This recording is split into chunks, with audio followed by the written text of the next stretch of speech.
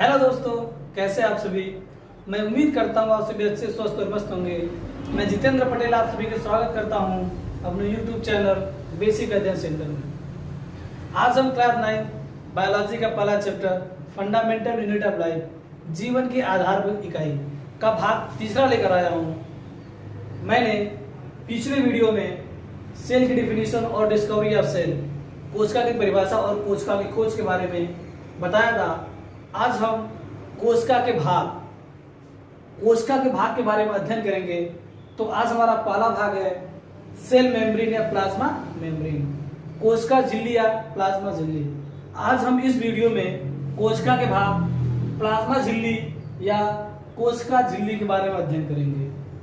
तो आइए पहले देख लेते हैं कि जो हमारा कोशिका झिल्ली या प्लाज्मा झिल्ली होता है, इसके कैरेक्टर क्या क्या होते हैं, इनके लक्षण क्या क्या होते हैं। तो फर्स्ट ऑफ ऑल ये होता क्या है, तो किसी भी सेल का जो आउटर कवरिंग होता है, जो बाह्य परत होता है, उसी को कोशिका झिल्ली बोला जाता है। मतलब किसी भी सेल का जो आउटर कवरिंग होता है, जो बाह्य परत होता है, उसी को कोशिका झिल्ली बोला जाता है। इसकी कैरेक्टर क्या होता है, ये फ्लेक्सिबल होता है, मतलब लचीला होता है, लिविंग होता है, मतलब क्या होता है, जीवित होता है। तो इनके लक्षण के बारे में चर्चा कर लेते हैं। तो देखते हैं स्टेप बाय स्टेप कैरेक्टरिस्टिक लक्षण। तो जो कोशिका झिल्ली के लक्षण क्या होता है, पहला क्या है, यह थीन पतला होता है तथा फ्लेक्सिबल होता है, लचीला होता है, पतला होता है तथा लचीला होता है। अभी हम इसको देख लेते हैं, फिर एग्जाम्पल थ्रू बताता हूं मैं। और दूसरा देख लीजिए लिविंग, यह क्या होता है, जीवित होता है।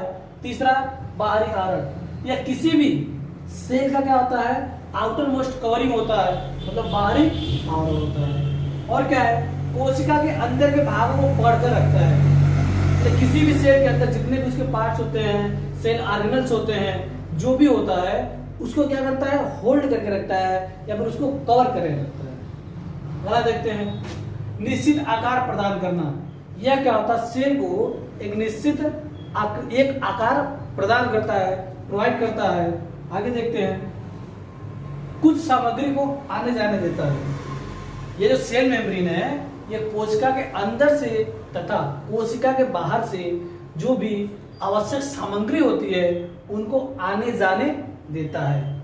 इसलिए इसको सेलेक्टिव मेम्ब्रेन बोला जाता है, वर्णात्मक झिल्ली। इस प्लाज्मा झिल्ली को हम सेलेक्टिव मेम्ब्रेन भी बोलते हैं। क्यों बोलते हैं, क्योंकि ये आवश्यक सामग्री या फिर जो वेस्टेज होते हैं, उनको सेल के अंदर तथा बाहर जाने में मदद करता है या बाहर जाने देता है। इसलिए इसको सेलेक्टिव मेम्ब्रेन या फिर वर्णात्मक झिल्ली बोलते हैं। ठीक है, अगला देखते हैं इसकी प्रॉपर्टीज क्या है। यह लिपिड और प्रोटीन का बना होता है। तो किसी भी सेल का जो सेल मेम्ब्रेन होता है, प्लाज्मा मेम्ब्रेन होता है, प्लाज्मा झिल्ली होती है, यह प्रोटीन और लिपिड का बना होता है। किसका बना होता है, प्रोटीन और लिपिड का बना होता है। लास्ट देखते हैं, यह भोज्य पदार्थों को पकड़ने में मदद करता है, हेल्प टू इनगल्फ। ये देखिए, पकड़ने में मदद करता है, मतलब क्या है, जो एक कोश की जीव, जो यूनिसेलुलर जीव होते हैं, उनमें क्या होता है, हर क्रिया करने के लिए कोई स्पेसिफिक ऑर्गन्स नहीं होते। मतलब जो एक कोश की जीव होते हैं, उनमें सारी क्रियाओं को करने के लिए एक विशेष अंग नहीं होता है। तो क्या करते हैं, एक कोशिकीय जीव होने के कारण क्या होता है, शरीर के अंदर की जो सारी एक्टिविटी होती है, जो सारी क्रियाकलाप होती है, वह एक सेल के द्वारा ही किया जाता है। तो क्या होता है, सेल जो फ्लेक्सिबल होता है, वही क्या करता है, भोजन को या भोजन पार्टिकल को, भोजन कणों को पकड़ने में मदद करता है। जैसे मैं अमीबा की बात करता हूं, तो अमीबा क्या होता है, यूनिसेलुलर जीव होता है, एक कोश के जीव होता है। तो जो अमीबा एक कोश की जीव होता है, यह भोजन को पकड़ने के लिए क्या करता है, अपने आकार को चेंज कर लेता है। जो तुम्हारे जो प्लाज्मा मेम्ब्रेन जो प्रॉपर्टीज है, फ्लेक्सिबिलिटी, जैसे मैं बात करूं, यदि हमारा अमीबा स्ट्रक्चर कुछ ऐसा होता है, देखिए क्या होता है कि इसका कुछ सर्टेन शेप साइज नहीं होता है, यह अपना आकार बदलता रहता है। तो जो इसका जो आउटर मोस्ट कवर है, दैट इज प्लाज्मा मेम्ब्रेन या सेल मेम्ब्रेन। तो यह क्या करता है, सपोज करो यदि हमारे ये भोजन पार्टिकल है, तो इस भोजन पार्टिकल को इंगल्फ करने के लिए या पकड़ने के लिए क्या करता है, अपनी जो इसका आउटर मोस्ट कवरिंग है इसको क्या करता है, इस हिसाब से मॉडिफाई करता है ताकि यह भोजन पार्टिकल को पकड़ सके। तो क्या करता है, अपने आकार को बदल देता है, अपने आकार में परिवर्तन लाता है।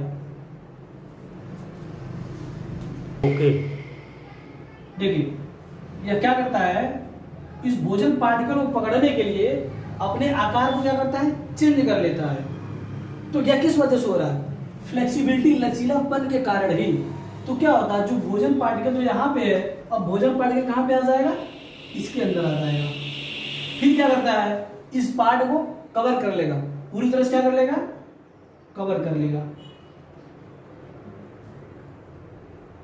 ये कुछ ऐसे हो जाएगा। अब जो भोजन पार्टिकल कहाँ पे आ जाएगा, यहाँ पे आ जाएगा। फिर क्या होता है, इस भोजन पार्टिकल का पाचन हो जाएगा और उसके बाद जो भी इसमें आवश्यक सामग्री है क्या करता है, उसको यूज कर लेता है, बाकी जो वेस्ट मटेरियल है उसको क्या करता है, रिलीज कर देता है। तो जो हमारा प्लाज्मा मेम्ब्रेन है यह क्या कर रहा है, यूनिसेलुलर जीव में, एक कोशिकीय जीव में भोजन पार्टिकल को पकड़ने में क्या कर रहा है, मदद कर रहा है। अब आइए ये जितने भी कैरेक्टर्स है प्लाज्मा मेम्ब्रेन की, इसको हम एक एग्जाम्पल के थ्रू पढ़ते हैं, ठीक है।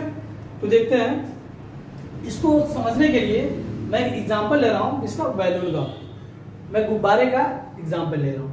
देखिए यदि हम गुब्बारे में पानी डाल दें, क्या करते हैं, पानी भर दें, तो क्या हो गया, इसके जो बाहर क्या है, पानी जो है क्या है, इस लेयर के अंदर चला जाएगा और इस पानी के बाहर एक क्या होगा, परत हो जाएगी। क्या हो जाएगी, परत हो जाएगी। यही जो परत है हमारा, यही सेल मेम्ब्रेन की तरह कार्य करेगा, ठीक है। तो देखिए जो जल की प्रॉपर्टी क्या होती है, इसको किसी भी पात्र में रख देंगे तो उसका आकार ग्रहण कर लेता है। तो बैलून में क्या कर दिया, गुब्बारे में जल को डाला तो जो जल है यह गुब्बारे का आकार ग्रहण कर लिया। तो ये जो हमारे इस लेयर के जो अंदर जितने भी सब्सटेंस है, जितने भी पदार्थ हैं, ये सब किसको रिप्रेजेंट कर रहे हैं, ये हमारे सेल ऑर्गेनेल्स को रिप्रेजेंट कर रहे हैं, कोशिकांग को रिप्रेजेंट कर रहे हैं या कोशिका के भागों को प्रदर्शित कर रहे हैं। लेकिन जो हमारा आउटर मोस्ट कवरिंग है या किसको रिप्रेजेंट कर रहा है, हमारा प्लाज्मा मेम्ब्रेन या कोशिका झिल्ली को प्रदर्शित कर रहा है।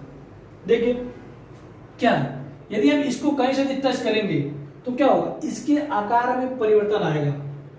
तो जो हमारा सेल मेम्ब्रेन या प्लाज्मा मेम्ब्रेन की जो प्रॉपर्टीज होती है, ये भी क्या करता है, फ्लेक्सिबिलिटी, लचीलापन होने के कारण ही यह अपने आकार को भी परिवर्तित कर लेता है। जैसा हमने पढ़ा अभी अमीबा के केस में। अमीबा के केस में क्या होता है, भोजन पार्टिकल को पकड़ने के लिए यह अपनी प्लाज्मा मेम्ब्रेन को या फिर अपनी बॉडी को इस प्रकार से डिजाइन कर लेता है ताकि वह भोजन पार्टिकल को अपने अंदर इनगल्फ कर पाए, ठीक है। अब देखिए इसके अंदर जो वाटर पार्टिकल है, ये सब किसको रिप्रेजेंट करेगा, हमारे जो कोशिका के भाग होते हैं उसको रिप्रेजेंट करेगा, ठीक है। तो आई थिंक कोशिका झिल्ली या प्लाज्मा मेम्ब्रेन आपको समझ में आ गया होगा। तो आज के लिए बस इतना ही, बाकी इसका अगला पार्ट सेल वॉल और इस कोशिका झिल्ली से पदार्थों का आगमन कैसे होता है, या फिर कोशिका झिल्ली के अंदर कोई पदार्थ अंदर कैसे जाता है और बाहर कैसे जाता है, और इस प्रक्रिया क्या कहते हैं। इसमें दो प्रक्रिया आती है, डिफ्यूजन आता है, ऑस्मोसिस आता है, विसरण और परासरण आता है। तो इसके बारे में मतलब जो भी पदार्थ, जो भी सामग्री कोशिका झिल्ली से अंदर या बाहर आ रहे हैं, किस विधि से आ रहे हैं, इसका अध्ययन हम अपने अगले वीडियो करेंगे। तब तक इसको रिवाइज रखिएगा। धन्यवाद दोस्तों।